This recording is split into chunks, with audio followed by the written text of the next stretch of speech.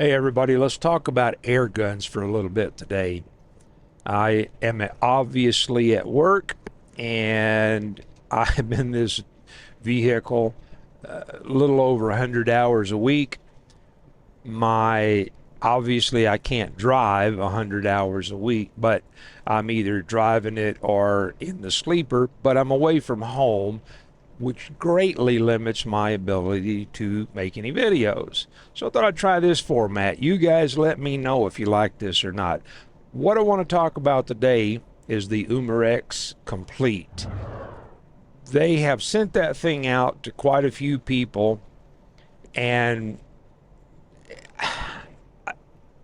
not bad-mouthing anybody, but to me it seems like an awful lot of optimistic talk, kind of cheerleading for the Complete.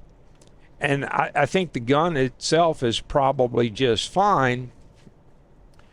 My deal here is kind of helping people get started into air guns. I would like to build the community up, and I think you kind of need to know what you're getting yourself into. And for the most part, these guys are talking it up as an entry point to PCP.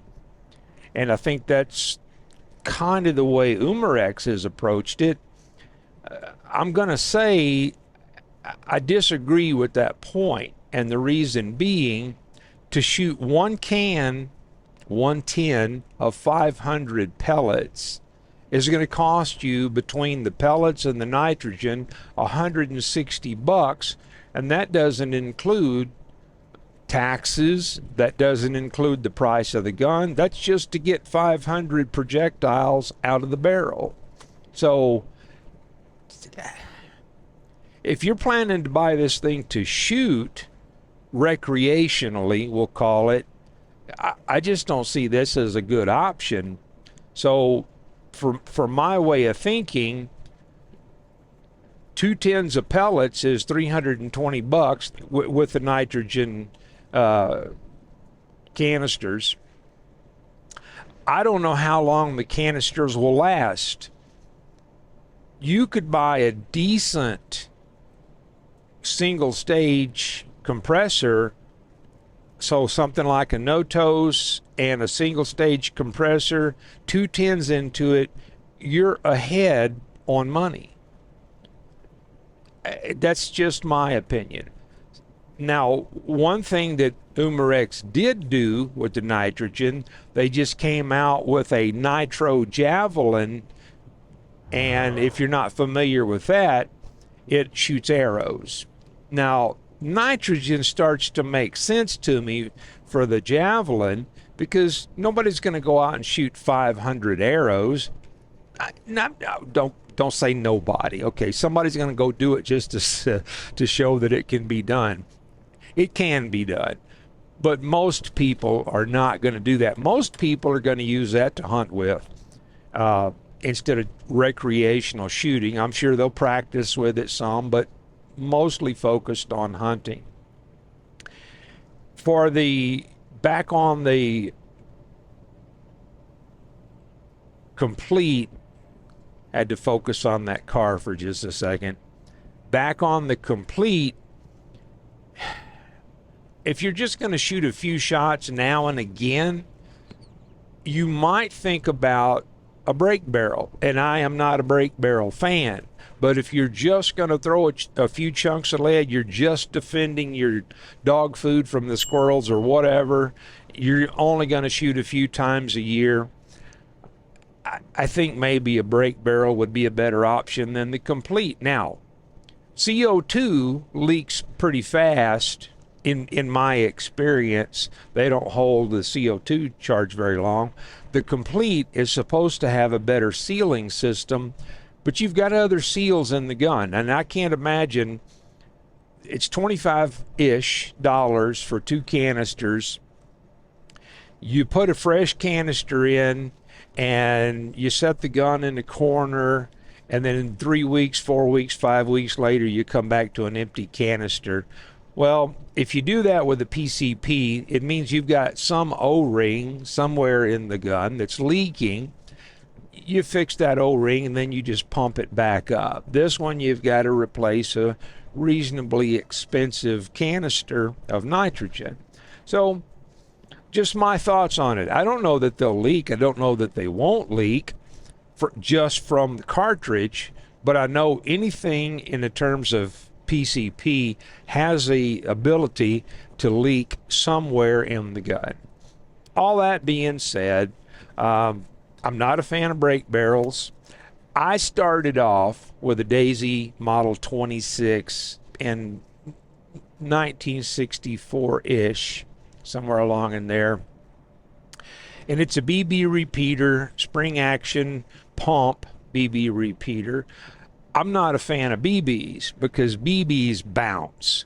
If they hit something hard, they're going somewhere. You don't know where, but they're going somewhere. In an urban environment, I am not a fan of BBs. You're out in the middle of nowhere.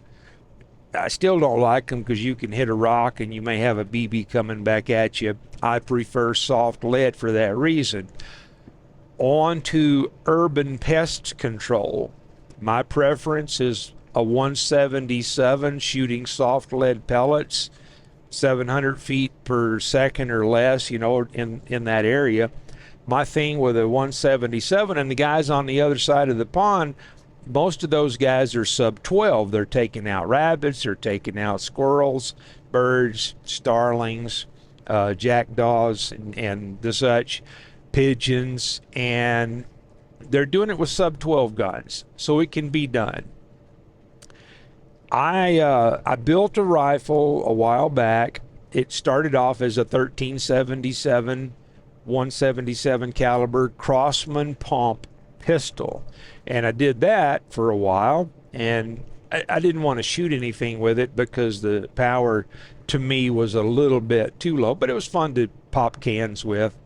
I converted that. I put a steel breech on it, put a 24-inch barrel off of a Discovery, a Benjamin Discovery, and I built a stock adapter for it. So I've got an AR style adjustable stock on the back, and I built a shrouded barrel system for it. So it's totally quiet. You go out into a field, you hear the hammer click, and you actually hear the pellet through the air. Very cool. And my thing with the 177 pellets, the whole design of a pellet, it's got a drag chute on the back of it, so it sheds energy quickly, and that's why I prefer 177. Unless you have a super duper backstop, I prefer 177 for urban areas. And you're going to be able to be a little more discreet with a 177 than you would be with anything else. You can just really tone one of those things down. So for me, 177 is the best way to go. You go with a reasonably light pellet, keep it in the 8. If you're going to do rabbits or squirrels, you might want to pump it up to 10 grains, but keep it in the 7.9s or so. For 28 to maybe out to 40 yards, I think they're great, and that's my recommendation.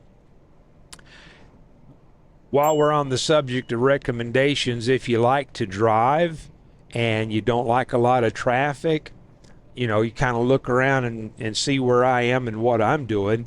I'm in Wyoming right now. I'm on my way to Colorado.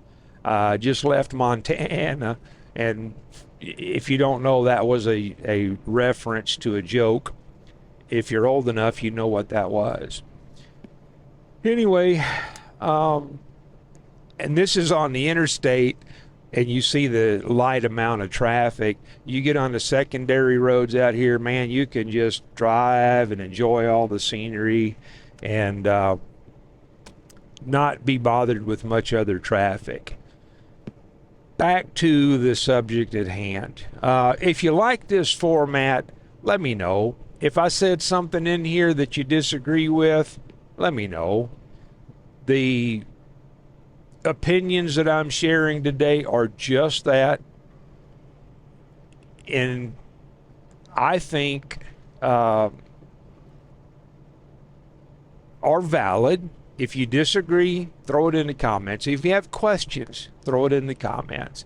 If you have a complete and you say, man, this is the best thing, I'm having the most fun with it, I would like to hear your side of that story.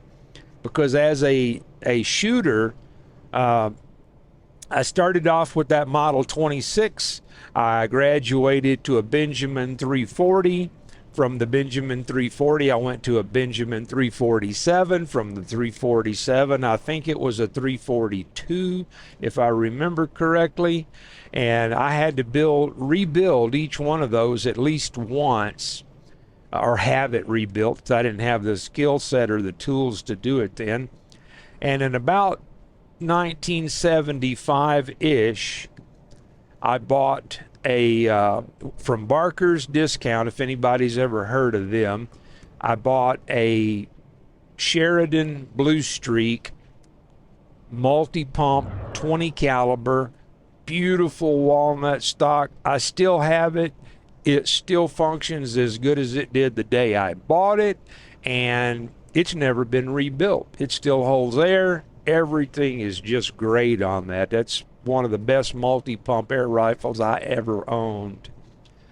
All that being said, I've got a project based on that 20 cal. I've got the Umarex Notos at the house, and I think I'm going to buy a second one because I want to leave that one stock. I have a Lothar Walther 20 caliber barrel that I bought 5 or 6 years ago to do a project with, and I've never had the opportunity to do it. I was going to put it on the 1377 multi-pump, but I really like the Umarex Notos, so I'm thinking out loud right now that I'm going to put that 20 caliber barrel on one of the second Notos that I acquire. Probably will convert that over to a bottle.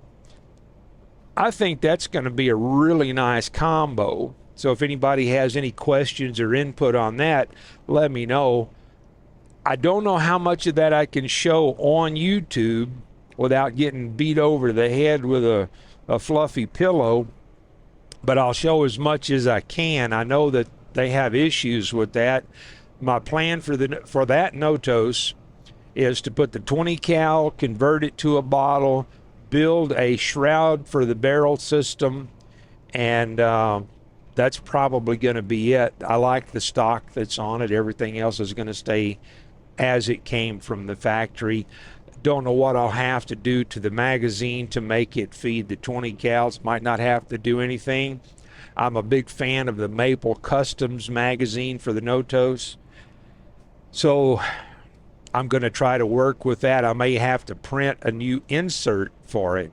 I do have a couple of 3D printers at the house.